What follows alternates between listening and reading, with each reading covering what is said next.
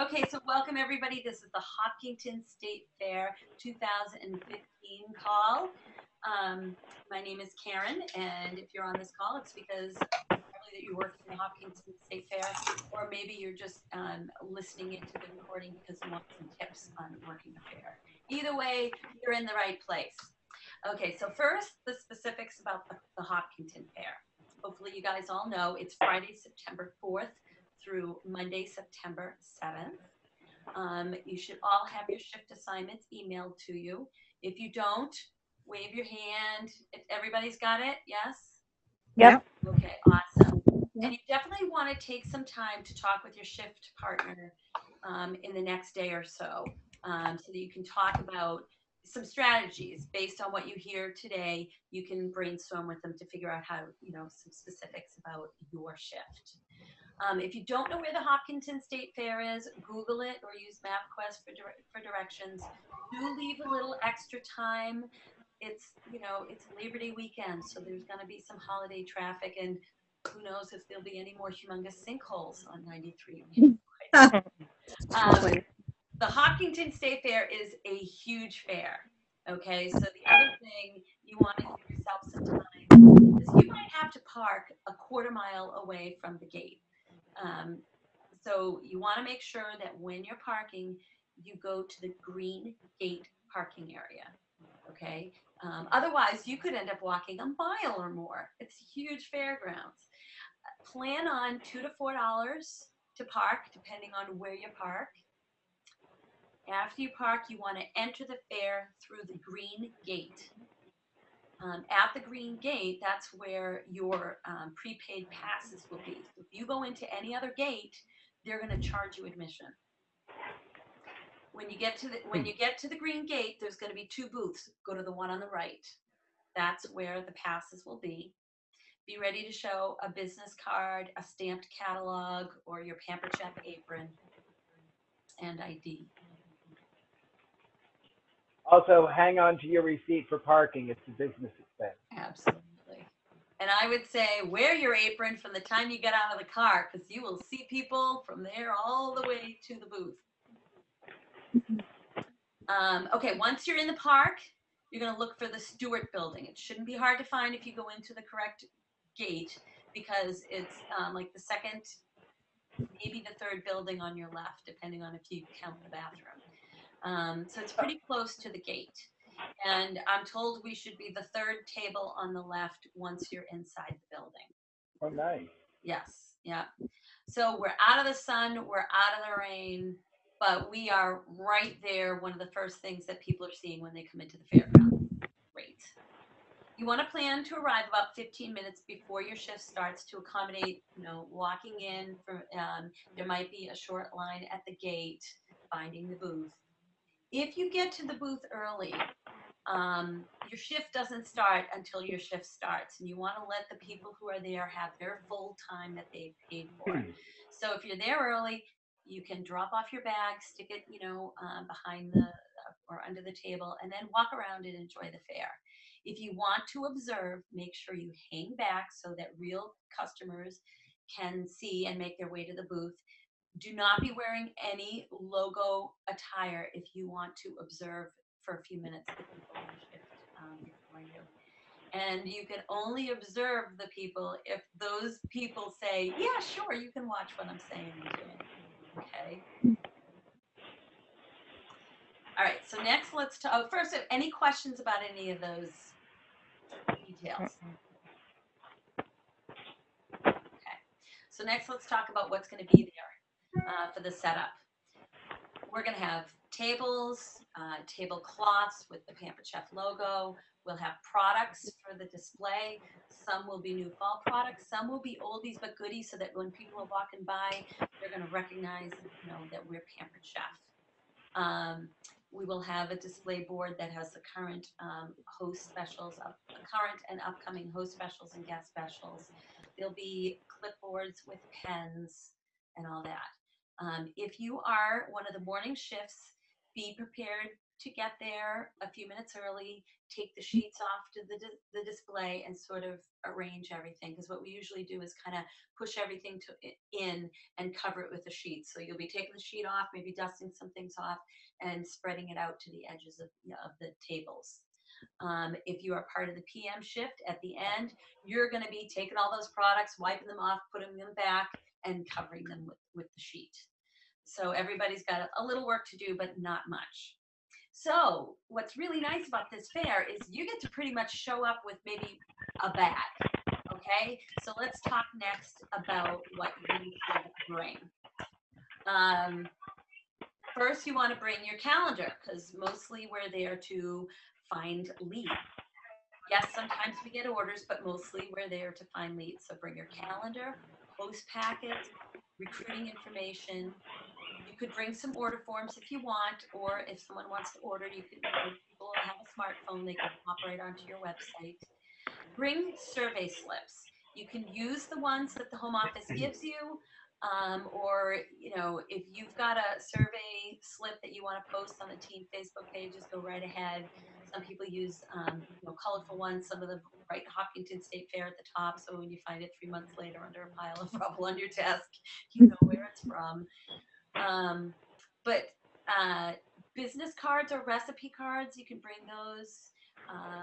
If you want to do a quick little demo of some kind, which I do recommend, it's very eye-catching, bring the products and anything that you need for that mini demo, as well as trash bags and wipes to clean up afterwards. Okay? And bring in what you're going to leave and bring it out afterwards. You're going to also want to bring water to drink or whatever you like to drink, snacks if you want to. We are on concrete, so wear supportive shoes. You may want to bring a folding chair so that you can take rests now and again. If there is a specific product that you are so excited about and you definitely want to talk it up, first of all, call us to see if it made the cut and is going to be on the board in the display, and if not, you can bring that product with you. Okay, so any questions about what to bring? Okay. Next, how to dress. We say that for all things Pampered Chef, business casual is the dress code. However, this is a 4-H fair. You're going to be parking in a field and walking across the grass, then on a dirt road that leads to our building. So you definitely don't want to look just like any other person at the fair. You want to look like a vendor, but business casual is not necessary for this particular venue. Wear supportive shoes. It's best if they're not sneakers. What else? Something logo, either a shirt that has the logo on it, or whatever you want to dress, and with the apron over it. Dress like you're at work, because you are. But so I always say dress like you are going to work the gate at the Hopkinton Fair. Okay, so you want to look official, but this is not an office. But you still want to go acting like and looking like the CEO of the business. Does that make sense? Does anybody have questions about that? I wouldn't wear shorts, but you could wear capris. Yeah. A lot of people will wear pants anyway, just because it's very dusty. So no sneakers? Is that what you said? I said you can wear sneakers, but if you've got some other kind of supportive shoe, then you might want to wear that. We want to look professional. We don't want to look like the people who are at the fair. Right.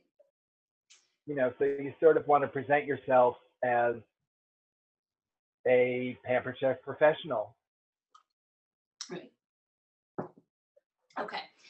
So when you go to any fair, you want to go with a goal in mind. Mm-hmm. What do you want? What do you hope to, by the end of your shift, what do you want? Do you want ratings? If so, when do you want them for? And then think about what will you say or do to inspire those. What mini demo or drawing could you do to influence that? Do you want recruits? Again, what will you say or do to inspire that? First, let's talk about the drawing.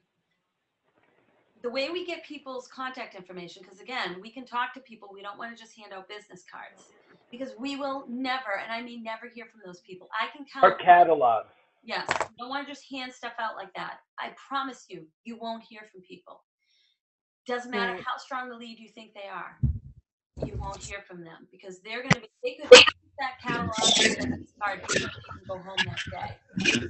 So we want to get their contact information. And the way we do that, there's some kind of background noise happening. People want to mute if you're not sure. Oh, there, that's. I was just going to say everyone should mute if you haven't. Like a heavy breathing animal. Okay, so drawings. They're a great way to get people's contact information. You're going to have the clipboard with your survey slips on it. That's the ticket into the drawing. Now, as long as you discuss it with your partner, you should offer one drawing per shift. So you want to talk to your partner, your shift partner, to decide what would you like as your strategy. Okay, you could raffle off a free show. You could say, we're raffling off a free show. That means if your name gets picked, you get to have a party and it's free. That means we supply the ingredients for the demo. Okay, now, P.S., everyone can be a winner if you're willing to supply the ingredients for everybody's show that put their name in there, right? So if you're looking for bookings, this can be really effective. Now, there's pros and cons to this. The pros are you might not get as many slips filled out, but the slips you have, they all knew they were going into drawing for a free show. Okay, so there was some interest in a show. All right. And now the downfall is you might lose out on other leads. So if you decide to do this kind of drawing, I would also suggest you have a separate sign-up sheet for people who want other information. Maybe you're talking to someone who wanted fundraiser information or needed a return or was interested in hearing more about the stoneware special. And then you can have a sign-up sheet where they write their name, their contact information, and what kind of information that they'd like to get from you. Karen, don't forget on the survey slips we have, are you interested in the fundraiser? Right. Are you interested in this? Are you interested in that? So. But if they said, I don't want to be in your drawing for a right. free show, they might be hesitant to fill that out. You could still use it and say, oh, you don't have to go in the drawing. It's fine. Yeah, we'll just cross this part out for you. Yes. I won't call you for that. Yeah. But somehow you want an alternative way of getting those people's information. You're right. Yeah. Another kind of drawing, sometimes people say, well, I've got this extra free product laying around and it's kind of lightweight, it's easy to mail, so why don't I just raffle that off? You can do that. You can talk up, hey, I'm raffling off a free, if you got an extra veggie strip maker hanging around that's narrow, it can go into a padded envelope or probably ship for under $1.50. You could raffle that off if you wanted to. Nice thing about that, as far as pros and cons, if they see this thing in action, and who wouldn't want that? So virtually, a lot more people will get their name, will say, yeah, I'll be in the drawing for that than a free show. So you might have more people filling out the slips, but then you're going to also have a lot more slips to go through. Some of the leads might not be as strong as others. But again, I call the ones who've checked off yes or maybe first. So, the thing about the free cooking show is that even if they check off no, I mean,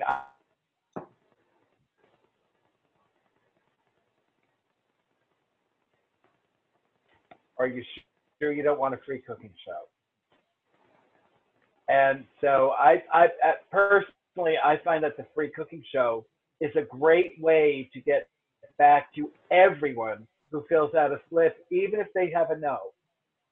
And you can say, I know you checked off no, but if I gotta tell you, if you win it, I'm gonna call you. So. And they might be thinking the only way they'll do it is if they win it. They want. Right. Exactly. Yeah. Exactly. Another thing that some people consider is raffling off a Pampered Chef gift certificate. You could say, we're raffling off a $20 gift certificate. You each chip in $10. When you pick the name, you write winner at the top. Whoever slip that is, whichever consultant talks to them, goes to say congratulations, you won. Again, the nice thing about this is there's nothing to ship. It's just a phone call to redeem. More people might be interested in getting in the drawing because it's free product. And what I like to do with this is, I'll call one person up and say, congratulations, you're the winner. But I call up everybody else who filled out a slip and I say, well, you didn't win the grand prize, but you won the runner-up prize. Please call and I'll let you know what you won. Or please contact me and I'll let you know what you won. And I tell them, well, you didn't get the $20 of free merchandise. However, I'm offering a special to those who took the time to visit our booth that day and fill out a slip. And you can have an extra $20 of free products of your choice when you have a party in the month of September, when you schedule a live cooking show in the month of September. By the time you put the extra 20 on the host discount and make your commission, it's probably only going to cost you $10 to $12. I don't know about you. I don't mind paying $10 to $12 for a party if it means fewer phone calls. You also have to remember that a lot of the people who come in and are people who know what Pampered Chef is. They love the product, and so you're basically talking to a lot of people who already love us. Yes. So it's not so sort of sketchy when you get there. It's people walk in, like, oh, I love Pampered Chef, and then you got your in. Yes. Yeah.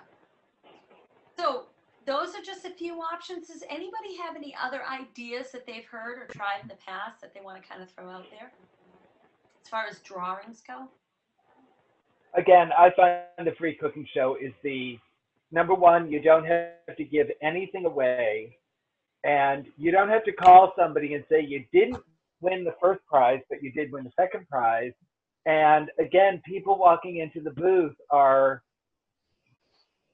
anyone who walks into the booth is interested. They either know who we are or they're interested in finding out more about us. And when we talk to them and say, you could win a free cooking show, they're like, I could? Really? I could? It's like, yeah, just fill this out. If you win, I'll give you a call. And then you call everyone who filled out a slip. You won the free cooking show. A lot of times, otherwise, the veggie strip maker, things like that. It's like you make one phone call and say you won the veggie strip maker. But with the free cooking show, you call everybody. And again, if you want to offer an incentive for people, pick like the veggie strip maker. Whatever it ends up costing us, you can say you're entering to win a free cooking show, but I have to tell you, anyone who has a party in September, I'll give you a free. You can offer an incentive. Talk to your director first. Don't give them a rock. But if you do the veggie strip maker, that's the drawing. Then you can call people and say, "But I'm offering as a special to everybody who has a party." Right. Strip maker. Right. I mean, You can do it right. Do it. Oh, sorry. I was just going to say, you could do it right when they're going to fill it out. If you're saying this worked really well when I did it last year and then at the Deerfield too. Anytime I told someone, oh, we're having a drawing for a free show, do you want to enter? If they were like, oh yeah, I'd then say, well, you can still enter, but if you want to put it down in my book right now, I'll give you free shipping on your order at your party. So I ended up getting people to just book a party. That's brilliant. Without even putting it in the bowl. Love it. Brilliant. So that I really like doing the free show giveaway too. Yep. Perfect. Yeah, and whenever possible, seal the deal right then and there. Yeah. Yeah. Great segue into what you say and do at the fair.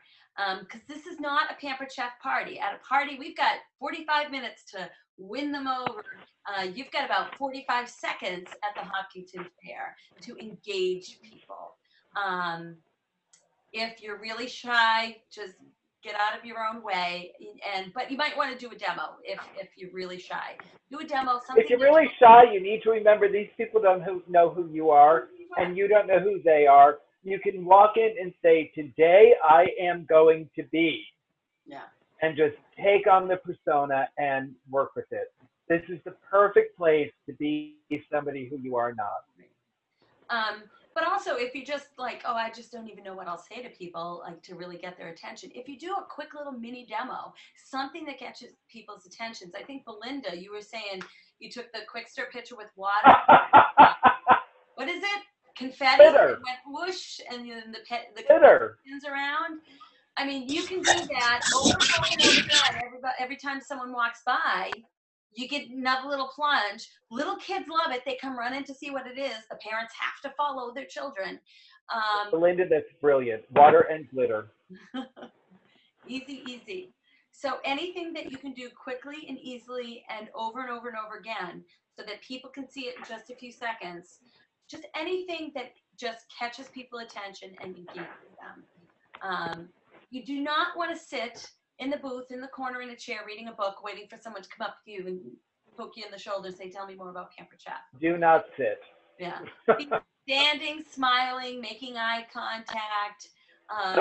Reach out to people. I remark on what they're wearing. I might ask them what they're eating. Is that really good? Where'd you get the coffee? You didn't get me any. How old are their kids? I love your earrings. Whatever. And then anything. Yeah, but my favorite I got from David, when you see people kind of squinting from far away and you can see that they're just making out the sign and they're mouthing, and it's like, I saw you, you totally you love us, don't you? And then they start, and they usually come walking over. So how do people who've done fairs before, how do you get people's attention? That's how I do it. I watch the people walking by. And if they see Pampered Chef and they smile, and you hear them say things like, they're with their friends, it's like, oh, I love Pampered Chef. Yeah. And if you're standing in front, if you're not in the back, just sitting, if you're sort of interacting with people, you could just say, I saw that, I heard you. You love us. You want to come see what's new? Don't worry, we don't fight. Come into the Pampered Chef store, take a look around, and just invite them in. I think the kiss of death sort of is when you see somebody, you say, you want to have a party, or do you want to do this? Do you want to do that? No, you just let them come in, you engage in conversation, but when you see the smile and you see the recognition as, they point at the banner and smile and talk to their friends, you've got an in. I saw that. You love us. The other thing I did a few years ago when the microwave chip maker was new, I held it up and going, can you guess what this is? And people would walk by and they're like, yes. Is it a hot plate? Is this? It's that. So you can take one of our new fall products and go, can you guess what this is? I'm thinking the close and cut. Because people are like, what is that? Or the spiral and slice. Something that's not really obvious. What it is. And then something that you can tell them what it is, and they'll be like, oh, that's cool. And you're like, yeah, and you know what? We'll get our whole new fall product line in. You want to come see what's new. And again. And don't forget, these people are walking around looking at the vendors. Yeah. It's not like you're sort of jumping out at somebody and they're looking at all the vendors and seeing what we all have. They're all curious. So you're not sort of intruding. They're kind of expecting it. And then, like I said, once you've engaged people in conversation, you want to be thinking about what your goal is. If you're there because you want new team members and want bookings, think about what you're going to say. So usually I start with the product because that's what people love. Do you want to see what's new? Do you want to see some of our hot new items? And then they're kind of looking around and I'm just kind of chatting with whatever they're looking at. And I say to them, by the way, we're here for two reasons, most of all. One, this is the time of year a lot of people looking for additional income, and it's our busiest. It's our fall selling season. We're looking for additional sales reps. Are you looking for additional income? Just ask them. If they say, no, not really, say, well, the other reason why we're here is because our brand new fall product line just came out, and September is our annual stoneware sale. And then just kind of, and we're having this drawing, you can win a free show or whatever.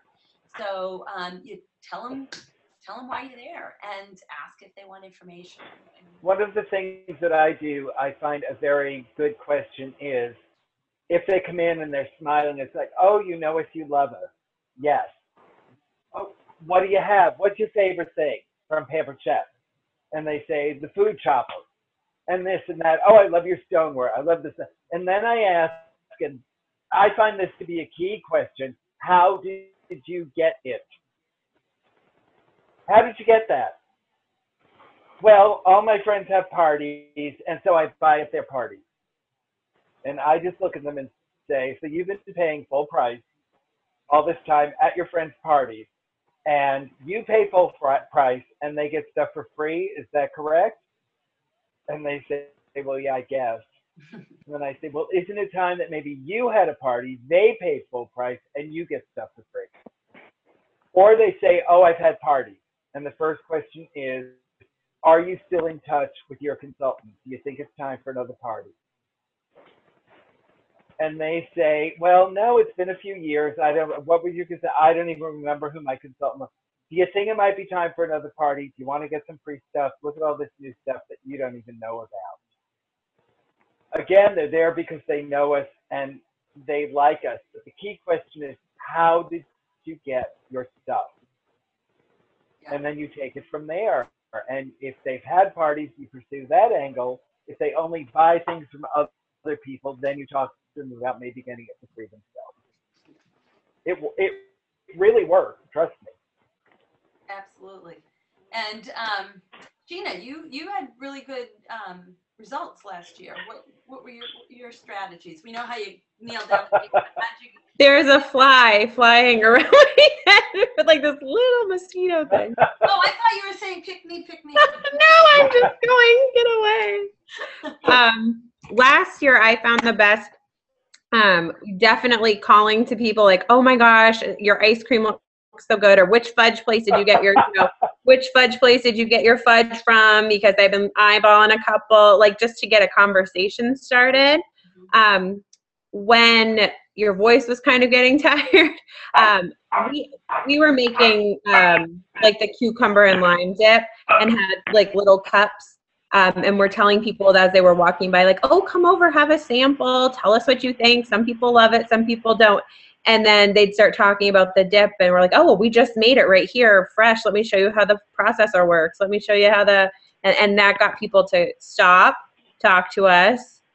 Even if they didn't know Pampered Chef, we had people going, oh, you sell dip? We're like, no, we sell stuff you can make it yourself. Like just getting that conversation started was the biggest thing. And the other thing is that people, again, if people see products and they go, oh, I would love to get that. Are you taking orders here? I would say, and I know like people, we were saying like, if someone's like, oh, I just want this peeler for $10, we're like, oh, have a party. It's yours free. My gift to you. Exactly. My thing's always getting parties. So that's where I would always go with it. Especially because I'm like, oh, you don't want to pay the shipping on it right now. Like, let me just give it to you free at your party and switching that around. Yeah. Awesome. Yeah, you can always make it's an incredible opportunity. It really is an incredible opportunity. I mean, if you know why if you're going to book parties, then you just sometimes, and I don't mean to make this sound easy. Sometimes it's like shooting fish in a barrel. Yeah, and go into it with full confidence, because Hopkinton Fair was my first one last year, and I was kind of like getting into it. And the Deerfield Fair was my second, and I had got so many parties at the Deerfield Fair because I was like ready to go. So just be ready to go at the Hopkinton Fair. Like if it's your first time doing it, just go out there like you own it. Yeah. Because you will get what you need from it. One person walked right up to Belinda last year and was like, hi, I want to be a consultant. And she's like, all right. I was like, man, why am I standing on the other side? And there's usually one person matter what day I work or what shift, there's always one person that walks up like, I want to have a party. I'm like, Yeah. Right. I want to do them. Perfect, you know? Right. And, The oth- but think about it. When you're at a cooking show, I mean, if you do really well, you might get 4 bookings, right? But usually they're going to spread it out because they know each other. You go to the Hopkinton Fair, you're going to see so many people. Just decide, this is my time. This is my moment. I'm probably going to see a few hundred people. I'm going for it. And when you fill your calendar, the bookings will come. If you can fill your September, and the timing of it is perfect. Stoneware sale, new fall product line, and people just come up and where in our in the Stewart building, it's all vendors. They're there to see what do people have to show us. They're there to shop, and so just do what you have to do and talk to everybody. There's And gonna be Karen, a what lot you of said people earlier is there's gonna be arrive for your say yes. if you arrive for your shift early, and what you said makes sense. If you're coming in for the 2:30 shift, you can watch. You know, when you come in at 2 or 2:15, you can watch the people there. But if you have a morning shift There's and a lot of you background arrive, noise again. If someone wants to, what? I don't know where it's from. Is that me? No, I think because it keeps lighting up the box of whoever's on the cell phone. Oh, So if they could just hit mute maybe on their phone. there we go. That's better. I'd like to say, if I could say something here.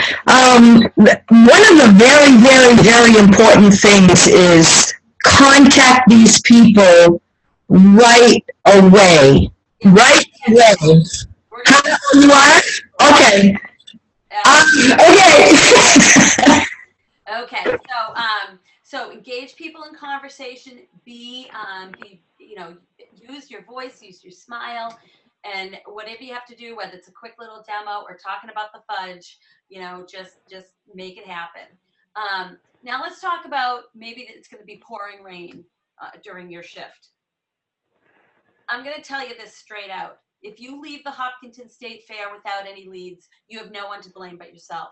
I am told that rain or shine, there's somewhere around 1,500 people who have to be at the fair. Okay, there's vendors like us. There's people who grew big pumpkins and have prize-winning cattle. There's people there to see drag races or take their kids on rides. There are people who are there playing music. There's people cleaning the bathrooms. There's people cleaning up after the prize-winning cattle. There are booth attendees. There are security people. So there's no such thing as a slow shift, really. If your shift is slow, take turns. One person stays at the booth. The other one has their apron or logo stuff on with slips in their pocket and starts walking around and talking to other vendors. Because guess what? If it's slow for you because of the rain, it's slow for them. Plenty of time for you to check out their jewelry, the fudge, the whatever, lemonade or whatever, and talk to them. And you can trade parties with them, or they might be looking at your apron going, oh, pamper check, go, oh my gosh, we're having a drawing. We got like hardly any names, really good odds of winning, and you can get bookings from security people, from other vendors, from all of those other people. Also, if you have a morning shift and you get there early, the fair's not open. You can walk around and talk to all of the vendors who are setting up. Yep. It's quiet. There's no distractions. You walk up and you talk about how wonderful their displays. Oh my gosh, pellet stove. Oh, and you start talking. If you get there a half hour early in the morning, when people are setting up, the people selling coffee and donuts at the 4-H, it's priceless, truly priceless. Sarah posted a question, what other types of demos do people do? I love, oh my gosh, manual food processor with coffee beans. Never even thought about that. It's like a coffee bean grinder. How cool is that? Sheena did the cucumber lime dip. We do that together because I remember doing that. And another thing I did when I had an evening shift is I made a lava cake. Just left it covered, brought it in. Now we've got the cover that you can bring it in. Just brought little Dixie cups with tiny spoons and give everybody a try. I've never done a demo. Yeah, well, you're very engaging. I like to do a demo because I like people to walk up to me. I have I brought a never bag done of a demo. potatoes and just did the slicer. I'd made a bunch of chips ahead, and I just showed them the slicer and how it works. This year, I'm going to be all over the little scoop loop. I don't know why, because I just love the thing. Can you guess what this is? And they're going to be like, what the heck is that? I'm not going to demo The it. other thing is, don't forget you have the guy with the cabbage on his head doing the peeler. Yeah, no, he retired last year. Oh, right, but they have the peeler right in front. Yes, yes, yep. Okay, so there's no such thing as a slow shift, okay?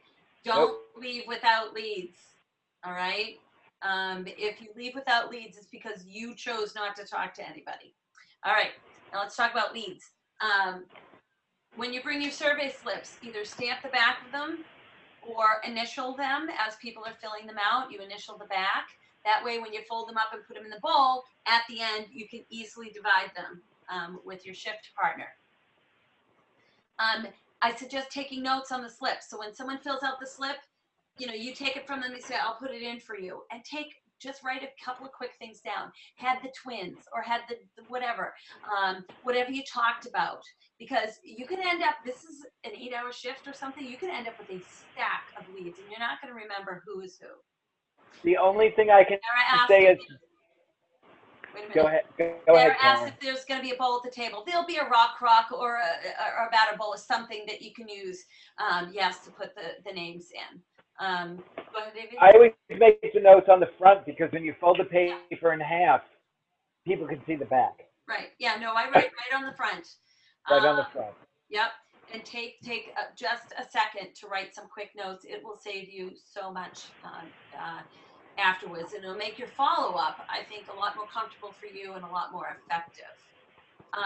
You want to take turns talking to people, okay? And whoever starts the conversation, that's their lead, okay? So if they start a conversation, even if you think, oh, I know what to say here, I can totally help them out. I mean, talk to your shift partner ahead of time. Like, hey, if I feel like I can help you, do you want me to jump in? A lot of times people will say yes. You can have a code, like if I scratch my nose, it means, yeah, please jump in. But if I don't, then keep your mouth shut and let me do my thing, because maybe I'm working it a little differently. If you do jump in and help somebody, do not take their lead.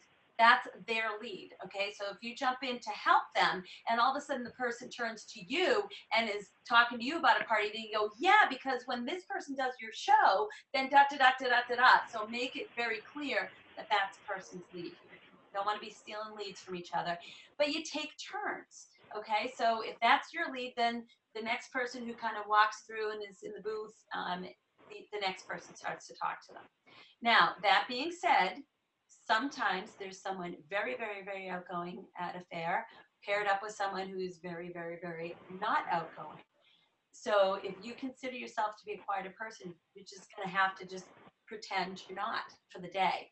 Because if there's somebody else there, they're not going to let 10 people walk by going, hey, come on, it's your turn. It's your turn. Come on, come on, come on.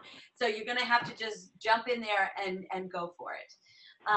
So when I mean by taking turns, it's not like, oh, someone walked by, that was your turn, you missed it, and I get to talk to the next one. It's whoever kind of is engaged and coming into the booth, or whoever engages a person in that conversation. So, because there might be 3 people that walk by because they're looking at the, air conditionings that are just right next to us. That doesn't mean you count all those people as leads. It's like the next person who's sort of checking out Camp Chef. And sometimes people walk in with friends or a sister-in-law, and sometimes they stay together. Yeah. If you're talking to them together, they're both your lead. But sometimes you'll be talking to someone, and the other person walks off and is looking at other things. At least in my experience, then the other consultant can talk to the other person. That's be mindful of who's and we all have to work together, so just be kind, be courteous. There's plenty of leads out there if you're jumping in and talking to them.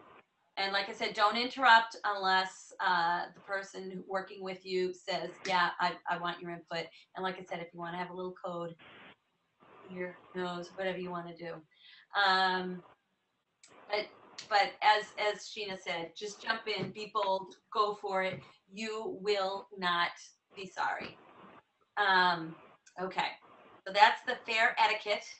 And okay, so at the end of your shift, you're gonna take out, you do your drawing, write winner at the top, give that slip to whoever's person, whoever's initials on the back. Then you're just gonna take all the other slips out, open them up, divvy them up.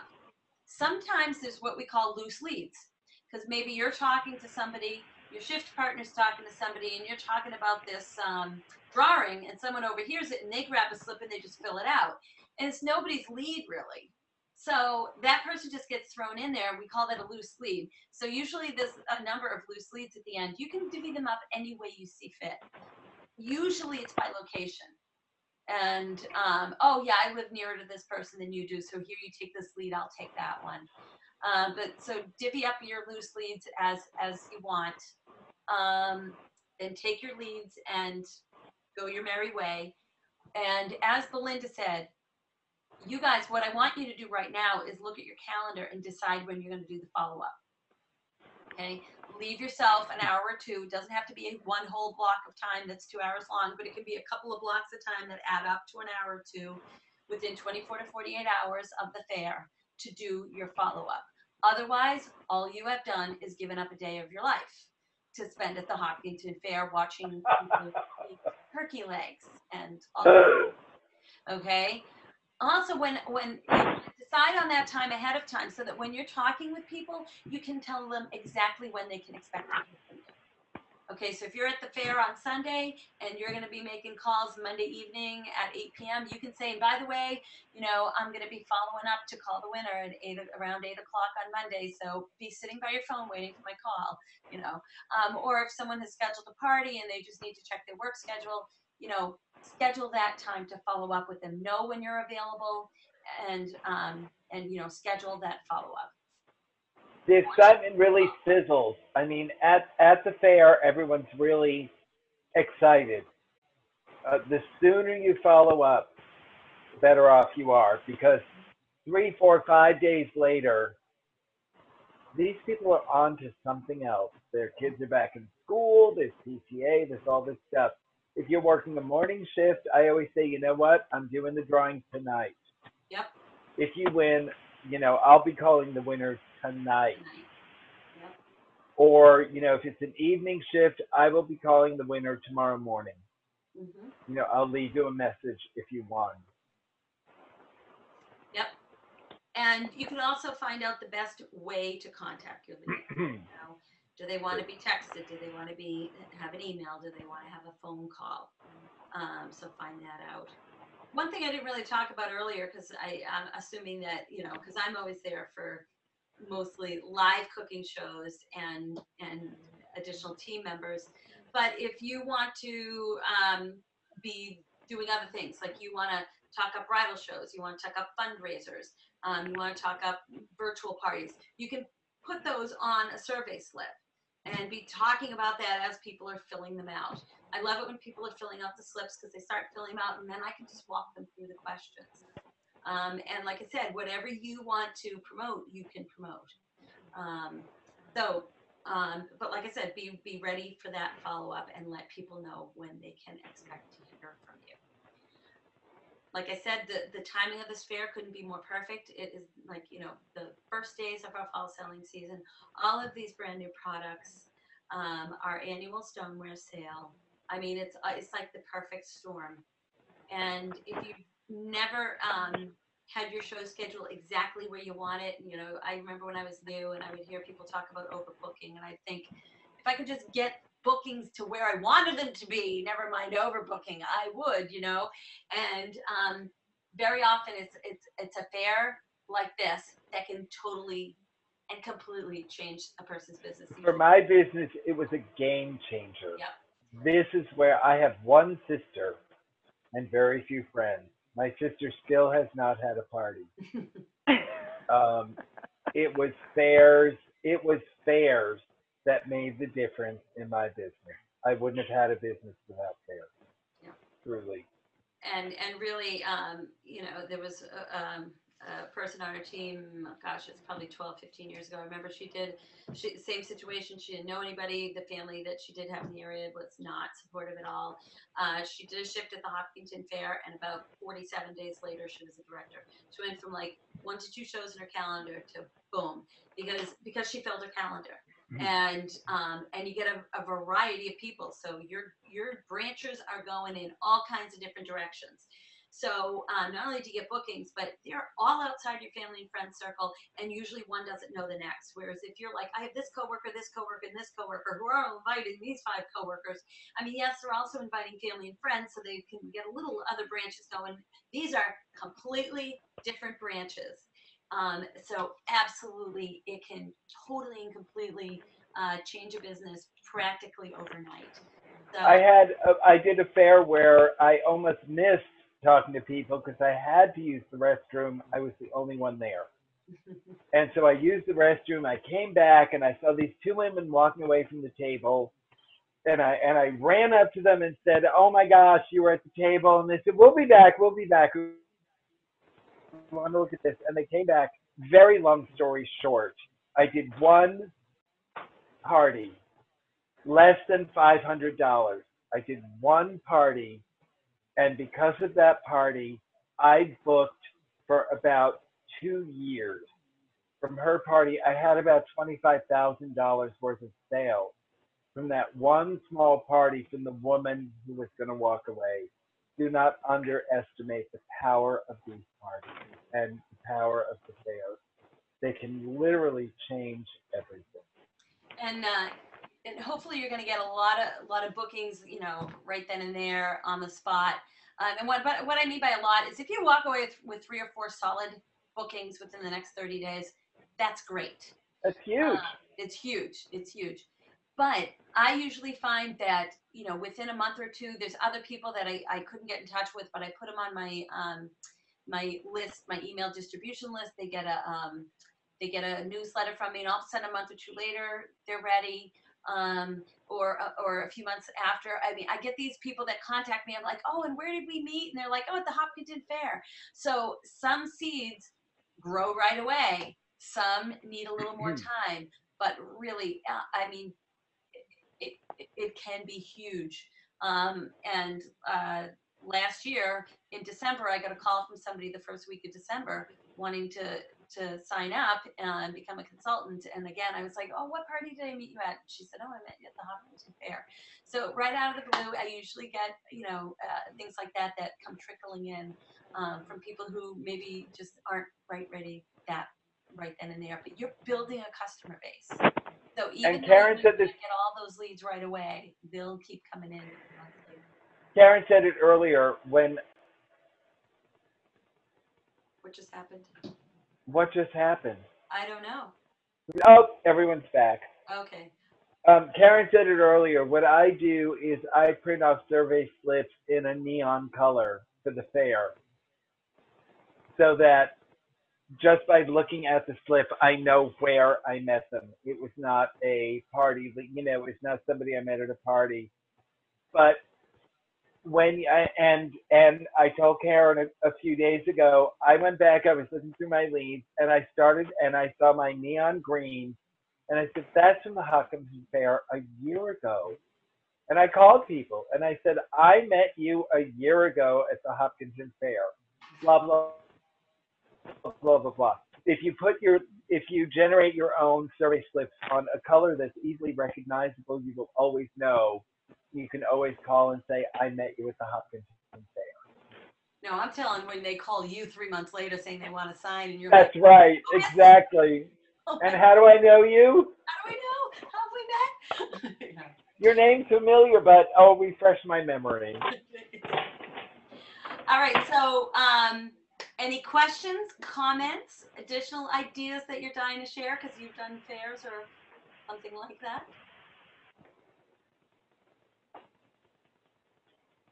Okay. I'm going to stop the recording here.